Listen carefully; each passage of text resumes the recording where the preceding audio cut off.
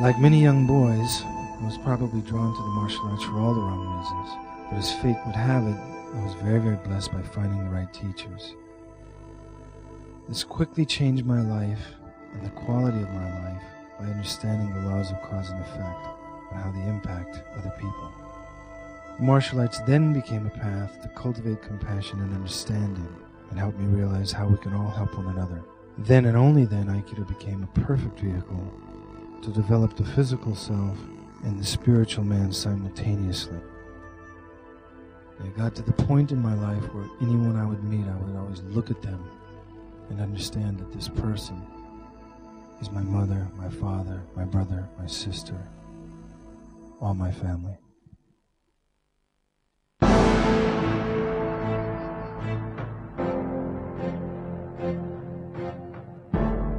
You never know how long the battle's going to be. You always have to be ready.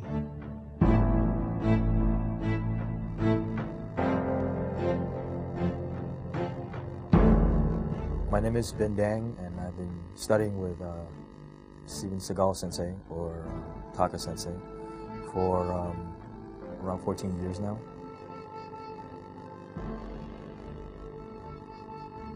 My name is Larry Reynosa, and I've been training with Sensei Steven Sigal since 1983.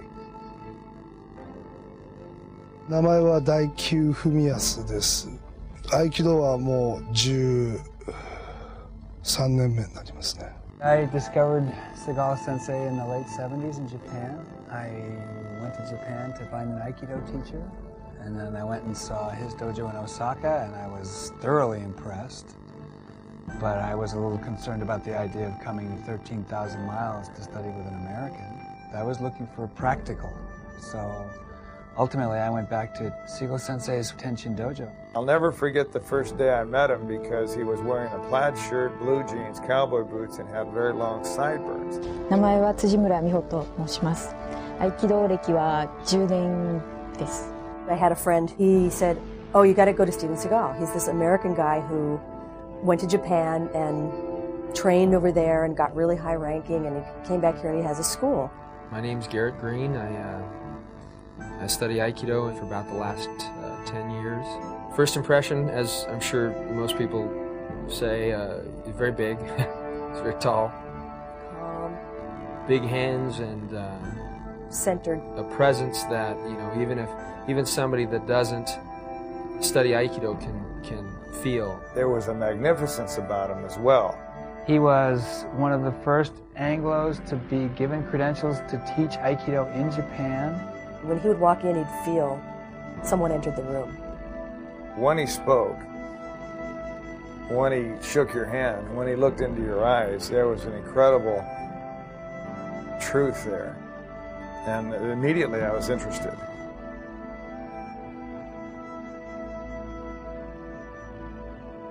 第一印象は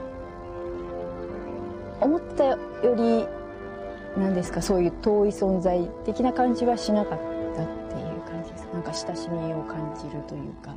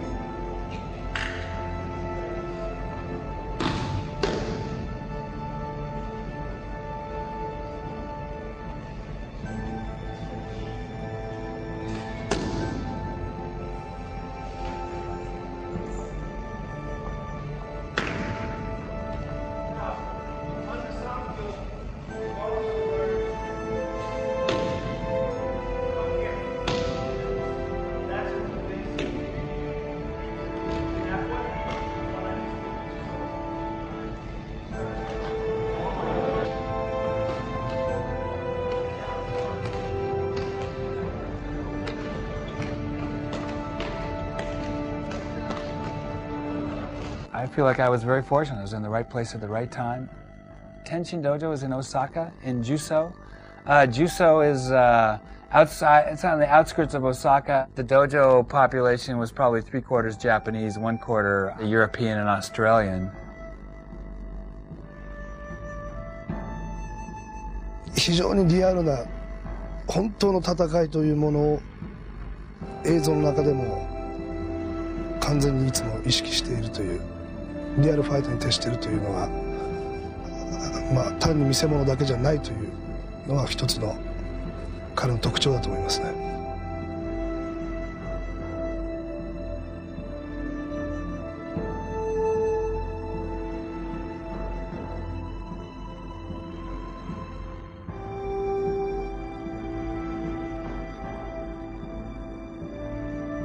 Everybody seemed to respect each other, regardless of. That was the nice thing about Japan. There's a great deal of respect. It wasn't fun. It wasn't a lot of laughs.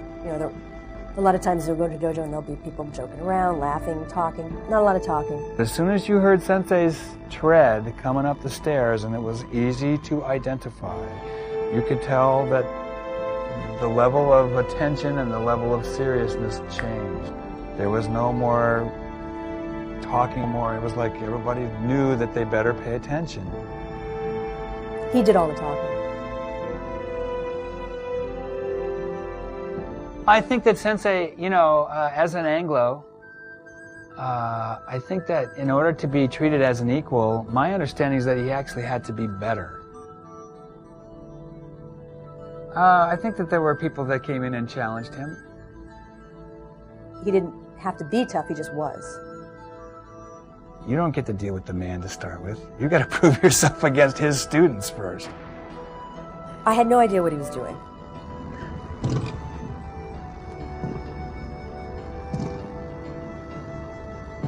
He's very fast.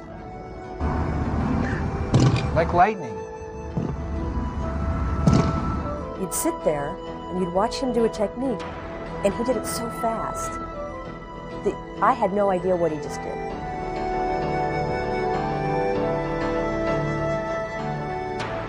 What did he do? It was too fast, I couldn't see it. And then he did these great flips and different kinds of falls, and then I saw everybody else doing it, and they didn't do it anything like the way he did it.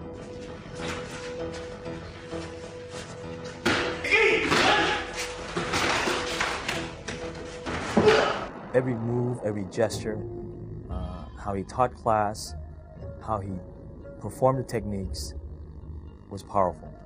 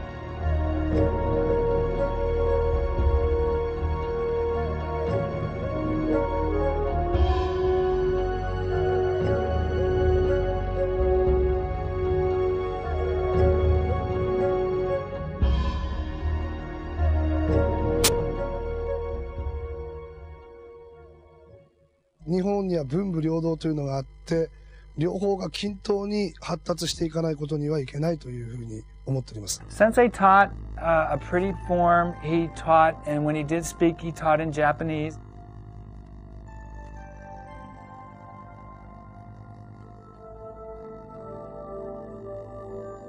It was pretty technical.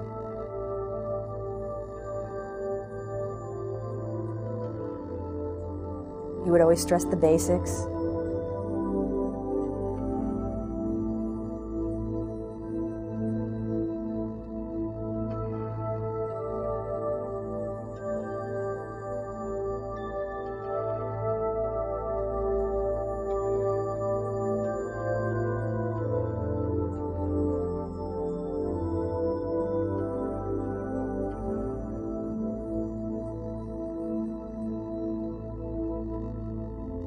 It was pretty detailed and it was pretty technical.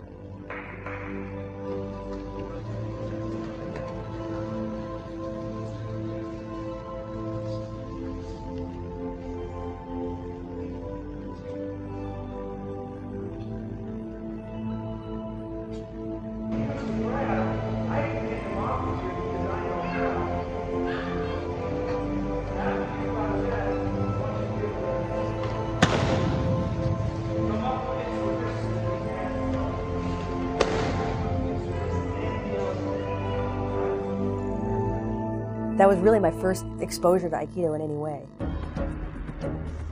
I was training with someone that was teaching a very practical Aikido form. It should be practical. If you practice on a practical level, then you can take that form and you can dance with it.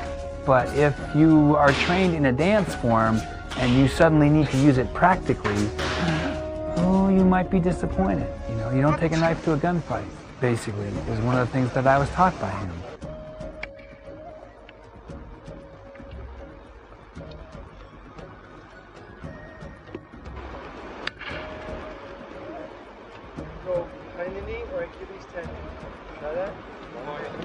The major difference is that I saw where so many other people struggled to explain, to articulate Aikido.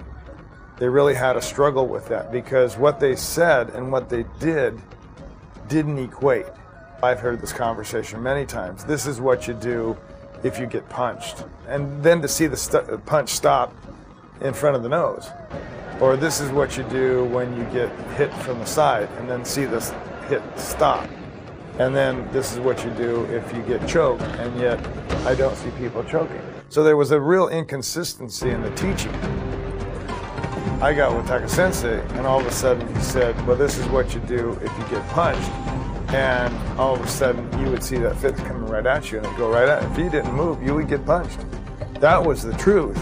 That's something we could really relate to because, in fact, if we didn't move, we'd get punched.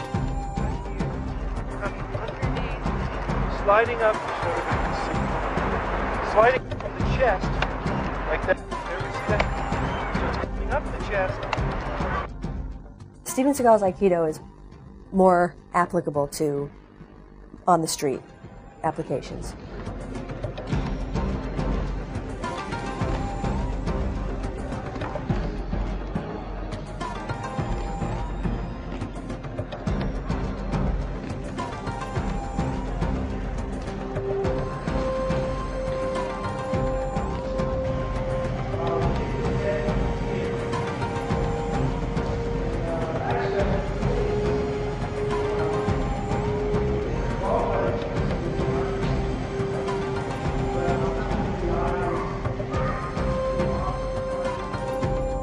A lot of us join and learn his style of Aikido because we want to have confidence.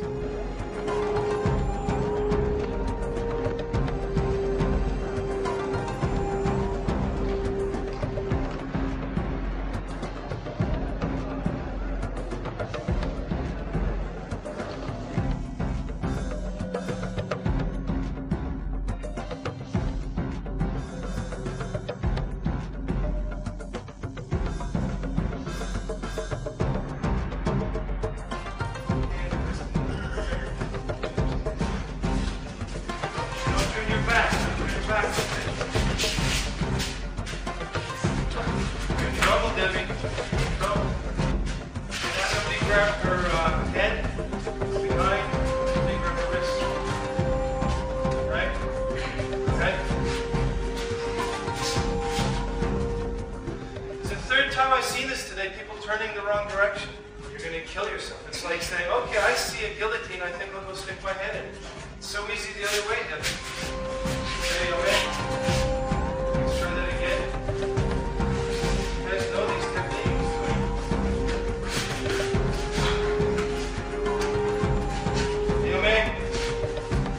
Okay, you don't grab the shoulder.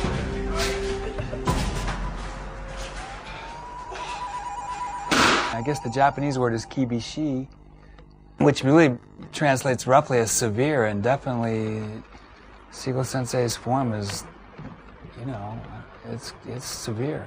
Not severe in terms of people getting injured, but it is a form that works. Does this work? In a situation, if somebody comes and attacks you, would this work?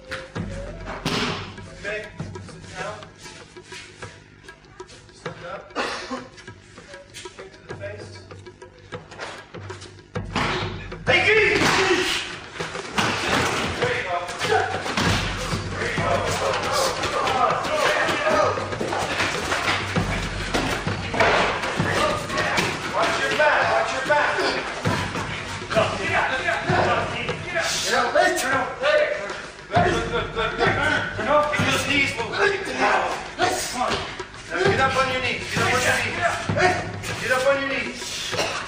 Get up on your knees.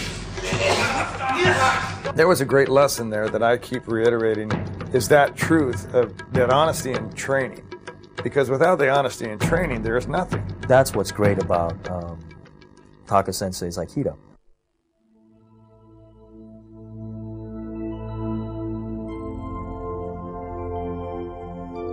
The image of him that I remember the most would be the way he would start class in front of the showman. Then he would bow to the showman, turn around, bow to us. It was powerful.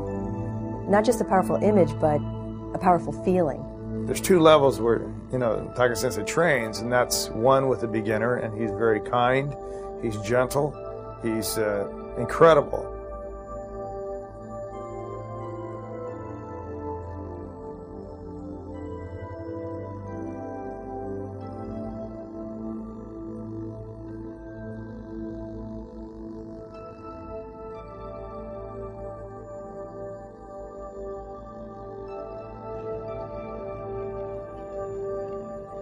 He has the ability to deal with you at a level that you can understand.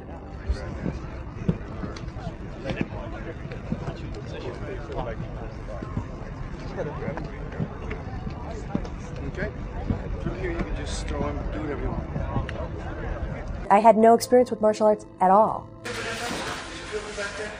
Right here already. Feel it? Okay. So, I can teach you.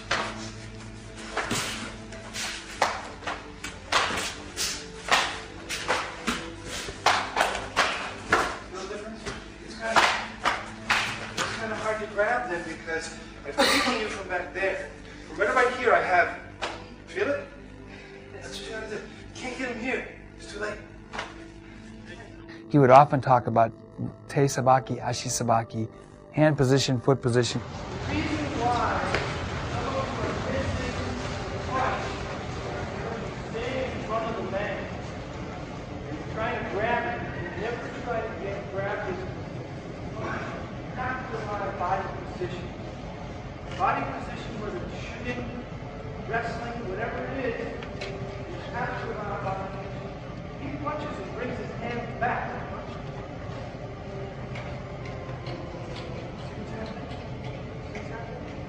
The idea is, I'm here, I'll have a good time, I'm not even looking. Okay? You understand? The reason why I have it every time is because his hand is attached to the shoulder. And I get the shoulder every time. When he punches, every time I get the shoulder, right? That's all I want. That's all I need. He'd do the technique with you. He'd explain things about what you were doing wrong. He'll let you know about your openings. He'll let you know about your holes. Some classes, he didn't talk at all. He would just come in, do techniques, hi dozo, we'd get up and do them. Pay close attention to his hand movements.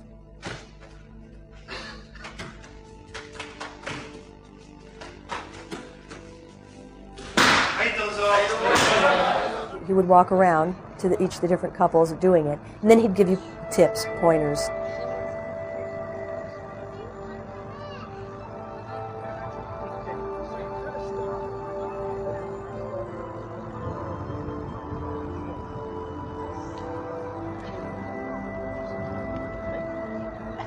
No, safest place is where? Behind. Or to the side.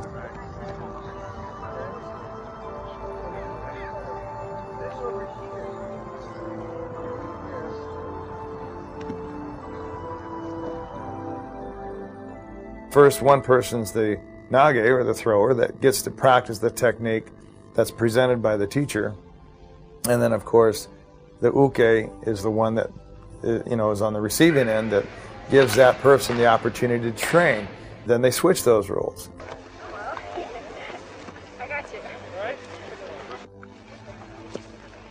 All that stuff he talks about with kicks and avoiding overhead strikes, it's all very precise. That's why that hand comes, I'll start out up here. And when I raise my elbows to the cousin, your hand and whatever's in it is always going to be guided away from anything inside. So his whole head is vulnerable. It's right across. So if I have a knife in my hand, I'll cut his arm off. If I have a strong fist, I'll break his arm. If I have a club in my hand, I'll break his arm. So this is the cardinal no-no. This does not exist in Aikido or any good martial arts. The movement is not even here, but here, so that his head and everything else is protected. Here, so this way. You'd get individual attention.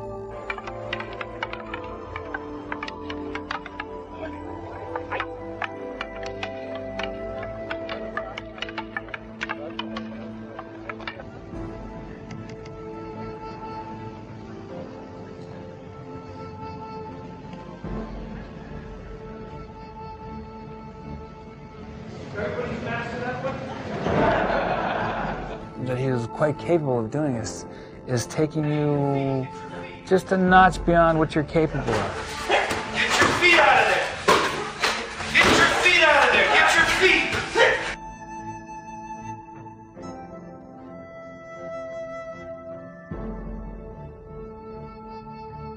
As my level of understanding climbs a notch, he has more notches. That creates confidence.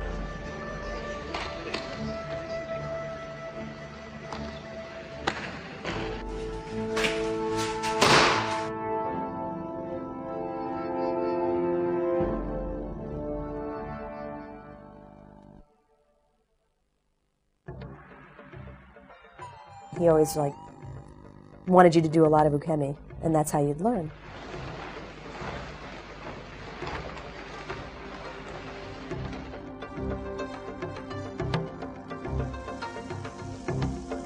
To learn how to fall, how to conquer the fear of falling, how to not panic in a fall is more valuable from a self-defense point. I mean, we will all fall down. It's more likely that you will fall than it is that you will be attacked, ever. So learning how to deal with the ground is, I think, a valuable tool. If you did a fall wrong, it hurt for days. Ukemi is to provide the honest attack that might occur as a possibility on the street.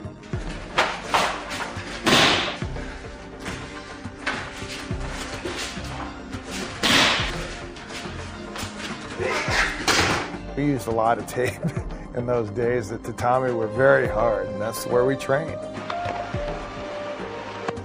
You learn a lot from taking the falls. Your ability to fall precedes your ability to throw. That means that you have to be on top of your ukemi. That means you got to be there, which is really what it's all about anyway.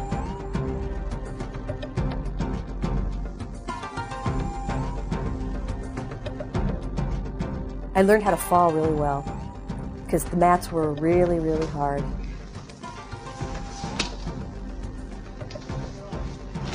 You know, when sensei calls you up to take ukemi, the hair on the back of your neck starts to raise a little bit. You're like, okay, you get inside this guy's reach, you better be paying attention. I have more than once been caught thinking that he was going one direction when he was going another. It can be downright painful.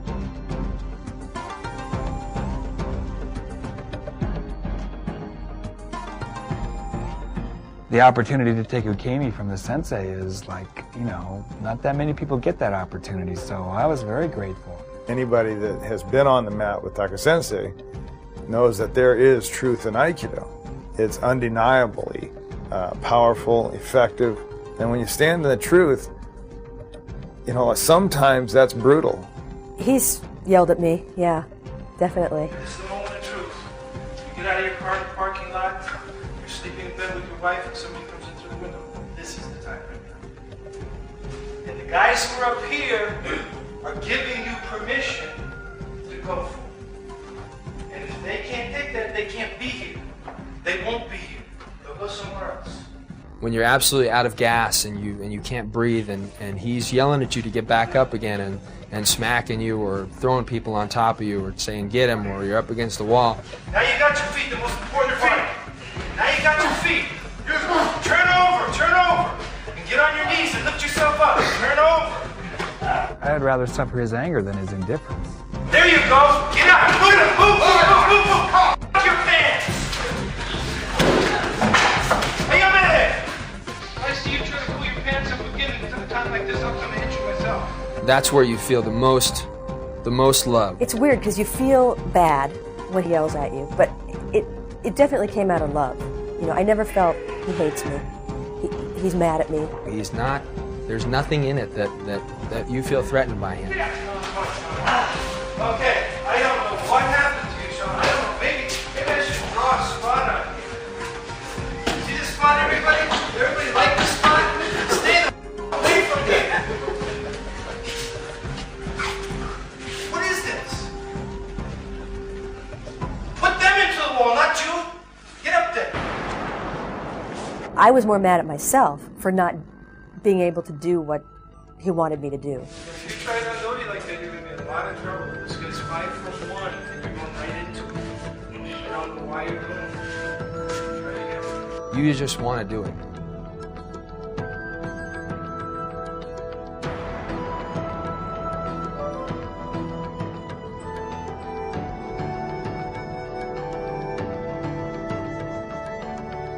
You'd always feel that he's doing it for your benefit. If he yelled at you, that would make you come up to where you needed to be. But he did it out of love. The best advice he ever gave me was to not be female. Don't think of yourself as less or weaker or not able to do the things that the guys are doing. Don't make that the reason that you can't do it.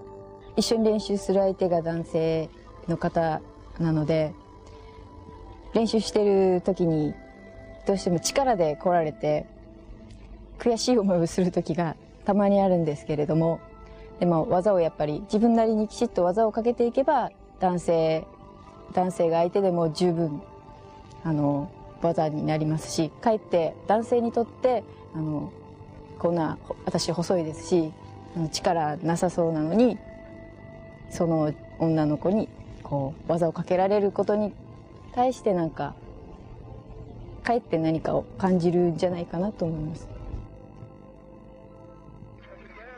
I got yelled at. I got, slammed to the ground. I got injured, which all the guys did too. There was no difference. When I was out there, I could be a guy, I could be a girl. It did not matter. Debbie was a very, very good Aikidoist and very strong-willed. The way Taka-sensei teaches it is it doesn't matter, your size or your strength doesn't matter. If you adhere to the basics and the principles that we practice, women can be incredibly powerful. He used to always say, you actually have an advantage being female. Women can do better Aikido than men because they don't have the strength. They have to do the technique better than we do in order to make it work. I think it's the best art for women to take because it doesn't require strength. It really requires agility, if anything. And women are more agile than men in many cases. Women being smaller and sometimes, less physically strong than men can benefit so much more from the Aikido of this. It was always saying, it's not a male-female thing. It has nothing to do with that. Try to get that out of your mind. It has nothing to do with how big you are, how tall you are, or how many muscles you have. It has nothing. Aikido isn't based on that.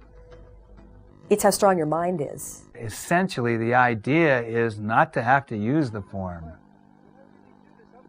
Is to sense what's going on and to realize or figure out a way to create a situation where it doesn't get physical. You kind of become inner strength. You get an inner kind of feeling of calmness and just the fact that you become aware of everything that's around you.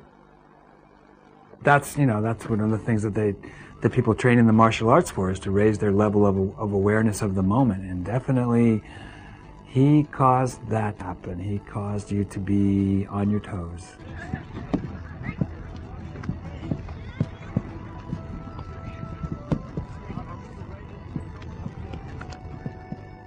One time, he was showing me something and I looked at him and he was getting frustrated with my inability to do it. And I looked at him and I said, I'm trying. And he looked at me and he said, trying? He said, stop trying. Just do it. Trying is cerebral. Trying is crap. Students that have come up under him understand. You don't judge. You just do. You just worry about doing your job. Through the physical aspect of hard training, your mind gets set in a certain way. At that point of physical exhaustion, something happens to you mentally, something happens to you spiritually. And I want to say growth happens, I want to say understanding, but it's more than that. It almost builds you from the inside, it makes you stronger. It makes you look at yourself from the inside. It makes you see yourself, your weaknesses, your point of pain threshold. At what point do you break mentally? At what point do you say, that's it, I had enough? And it pushes you beyond that point. I felt that kind of training would get you to the point where later on, and you're old, you can't do that stuff, but you're a rock inside. If there's one person that I could say has an amazing will, it's Steven Sigall Sensei. I got a flyer. There was an open house given by Steven Sigall. I couldn't make it, but I sent a couple of my students down to check it out. I think some of the people that were watching the demonstrations were a little bit astounded because, you know, he would do his, what I call thunder and lightning show at that point. A couple of my students came back very, not only just excited, but nervous.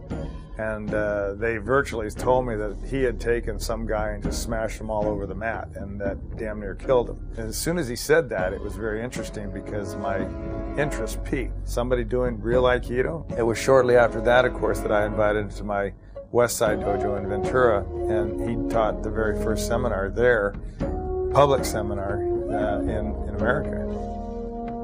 But most all these seminars that we've had in the past, that the one main and common thread that's from all their conversation is that I can't believe how approachable he is.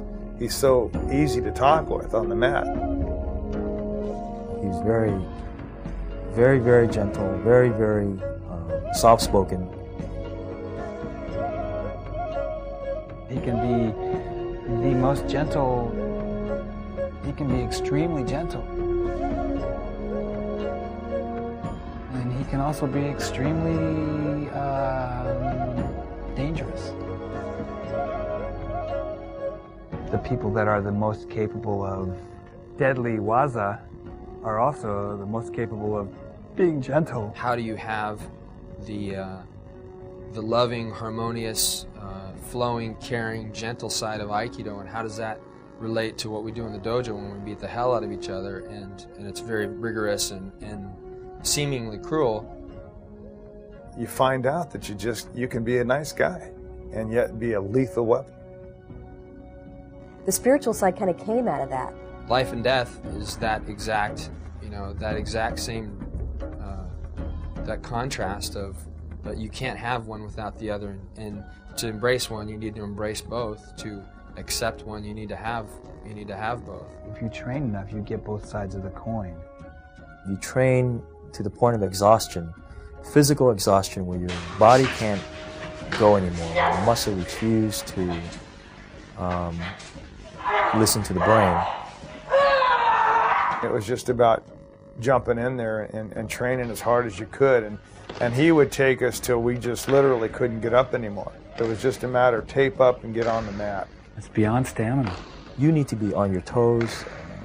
You need to be the best that you can be at all times. You have to be balanced. You have to be on it. It's a constant process, and that's another thing, is you just realize the more you learn, the less you know. And each time you get a little bit closer, you realize how far you still got to go. The more talent you have, the more demanding it's going to be. There's a certain kind of trust and standard in anybody that's come up under him.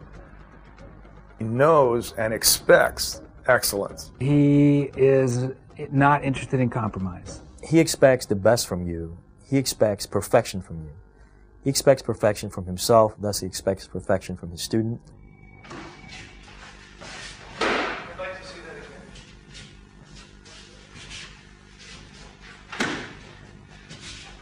I'd like to see that one more time, one final time.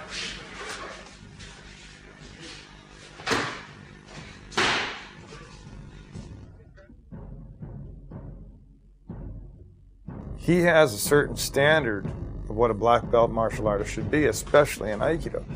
And that's somebody that has true skills and has been trained well in the basics. I think it must have been like 3 or 4 years before I took the black belt test the first time. Maybe even 5 years.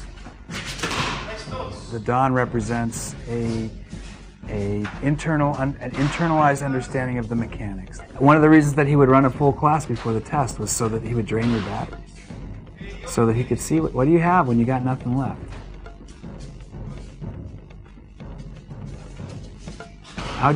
How deep can you dig? And basically he shut the blinds, locked the doors, and it was pretty interesting. It was very intense. And he always said it's so simple. You know, it's so simple, but it's so hard.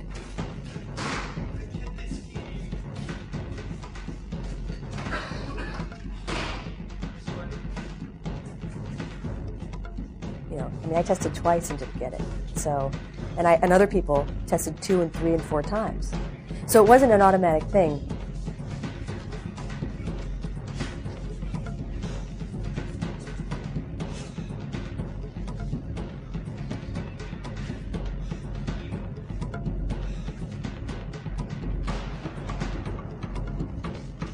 We say if you can make it 15 seconds, 15 seconds.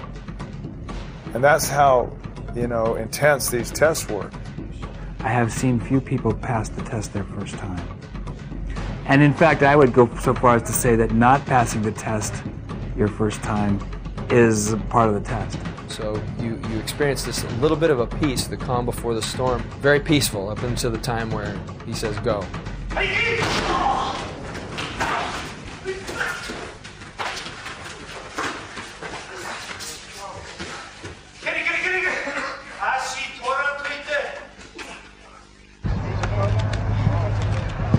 That's just down instead of this, which is what you're doing, and I'm exaggerating so you can understand.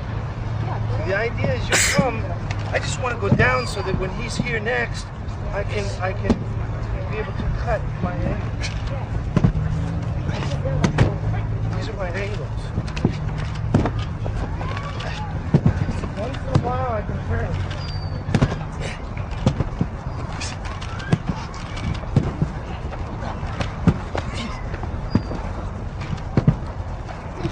See, I'll turn if I want to move.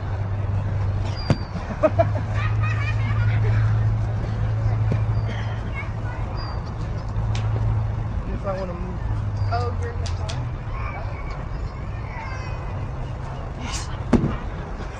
See, from here, if I don't have time to move and you're over there, this is the worst place you could be. If I don't have time to move, I have you both here. I'll either move that way, like we take with each other. We're not technically, I'm showing you guys it's just right here. This is the worst place you could be. I can just flick, come up in here. Where'd you come up in here, or say nugget, or you come. The Dan test represents the opportunity to show that you have internalized the practice. And the randori is the main thing of the black belt test. This was a lesson in fear and overcoming your fears. The randori is where the test, that's where the test lies. Basically, in Tiger Sensei's way of thinking, that this is the standard of Shodan, of the black belt. Randori is a multiple person attack. You sit on one side of the dojo, 3 guys are facing you, and when he says, Hajime, begin, they just run at you full speed and just try to take you down. In my mind, it's sort of the essence of the form. That is to say, the idea of the form is to be able to deal with more than one attacker at a time. I mean, if you're dealing one-on-one, and certainly we train, that's how we train, but the idea is to finish your form ready for another attack. That is to say, finish in a balanced position. The reason for that is, I mean, O-sensei was a product of sword culture, and sword culture was very seldom one-on-one. Sword culture was more often more than one attacker against a single opponent. So you have to put your forms together. That is to say, you have to blend with one attack coming at you, neutralize that attack, and then immediately be prepared to deal with the next attacker. Basically, you let go of everything that you think you know. It's an exercise in freeing yourself up, of thinking about all these things, of thinking about how your knee hurts, or how this last time this guy clubbed me from the side, or any of that. If you think, it's too late. If you take the time to make a decision, it's too late. If you hang on to that and you stand in, you think you know, or in other words, your own arrogance or egotism, if you want to call it, if you stand in that, you'll get smashed. And that's the value of the randori, because basically when they says go, these are 3 guys that are one breath away from being in reality on the street. I mean, there's been situations, I think, on the street that I would want rather than this.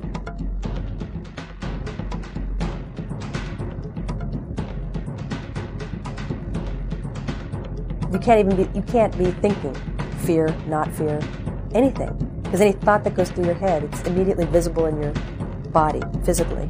It's a matter of relieving yourself of having to worry about anything, and being able to deal with whatever situation they can throw at you, whatever 3 minds and the dynamics of 3 people coming at you at full speed can do. Randori is your first opportunity to get a clue about the infinite number of ways to attack you, to grab you, to punch you, to kick you. And when I say that, I mean that they were free to do that. They could punch, grab, kick, spit, bite, whatever they wanted to do. Of course, on the other hand, you were allowed to do that too. He didn't even care so much in the randori if you even did a technique. He didn't care what it was you had to do. Whatever it was, as far as he was concerned, that was it. You just have to do, and you have to do it very quickly. The main thing is being there in the moment and dealing with nothing but what's there. When you got more than one person coming at you, and they are all coming at you with the same intent, and simultaneously, you don't want to get captured, and you certainly don't want to be taken to the ground. In that instant, he wants you to think, this is life and death. These guys are going to kill you. If they get you, you're dead. Once they hit you, I mean, you realize this is for real. And it gives you an opportunity to understand what letting go is all about. The world doesn't change for anybody. I don't care if you're a woman, I don't care if you're a baby. The world doesn't change. The evil doesn't change out there. All those things that we have to face don't change. Okay? The only way we can teach anybody is by being real. All right? If he can stand up, that's good. If he falls, we'll make him stand up again and again and again. All right? So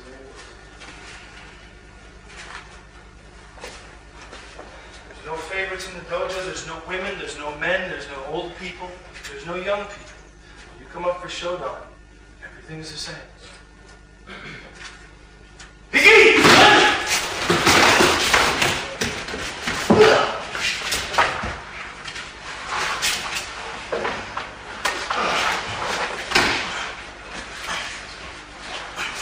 It was the most serious thing I ever experienced. And I mean, even thinking about it, I get just a knot in my stomach. Somebody that's 120 pounds is going to have a tougher time dealing with these 3 Mack trucks that are coming after. You know, it doesn't matter. It's what's inside, what you have, your character, and that's what's going to come out in the test. And you're sitting there and you're trying to like prepare, and you're trying to relax your body, and you're trying to just clear your mind so that everything is, whatever it is that comes to you, can deal with it. It's hard to do. It's hard to relax. It's hard to breathe. because you've just been doing techniques and you're a little bit winded, and he can say Hajime at any time. He'll be talking like this, and all of a sudden go Hajime, and you're supposed to go. So you can't even really be listening to what he's saying. I'm always looking at them as one. See? I'm trying to string them out. Watching them. And if I have to move, if I have to run, I'll stop and start. I'll come in here, make him think he's got me. Come this way.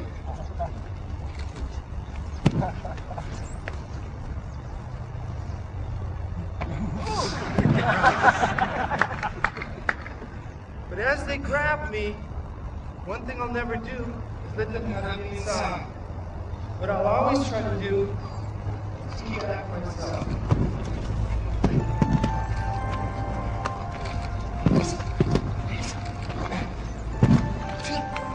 Going to the ground is not the option. That's not what he's looking for. You take the test and it's over in a second. If you could stay up, if you could control the 3 people, if you got to the point where he felt you were controlling those people, then you passed. I mean, that was it. You know, you went through the fire and you came out the other side. At the end of the day is that poor Matsuoka got his tooth knocked out and another got his shoulder separated, and I had gotten poked in the eye, and it was amazing. We were all over that dojo. We had jumped over the office furniture. We had come under the student benches, and the chairs were knocked out of the way, and it was just incredible. But as real as, you know, it could possibly get. It's hard. It's the hardest thing I ever did. Randori, the 3-man attack, teaches you that with your will, you can make anything happen. It teaches you that no matter how bad a situation can get, it teaches you to face those situations with the right mental attitude, the right state of mind. When you have that in your mind that at any moment your life could end, but that you don't care. It wouldn't bother you if your life ended. You cannot be afraid to die, basically, is the mindset you have to have. The practice of Randori kind of allows you not to think about your limitations, and it allows you to go beyond where you thought you could go before. And that is, you know, what everybody needs to be successful anywhere. If you practice that philosophy of letting go and not limiting yourself in your real life, then you have no limitations. あくまで自分は小さいんだ、自分はあくまで宇宙の一つなんだというその非力さを知った時に本当の強さを感じると思います。My life has been influenced a great deal by Taika Sensei's Aikido teachings. The not accepting your own limits. If somebody were to ask me what's the most valuable lesson I've ever learned from Stephen Sigel, it's that it's possible to be the lessons of Aikido. 竹先生にお会いしてから、そうですね、なんか人間の内に秘める強さっていうのですか、そういうのを学びました。I was raised by him, so I feel that he is the source. Everything that he does is powerful. Mentor, master, Charismatic, loving, a great teacher. Warrior. He personifies that, in my mind, the spirit of a warrior. I'm inspired today by this man simply to become a better human being. He changed my life. My introduction to him and my training by him has changed my life. Show me what you got when you got nothing left. Show me what you got.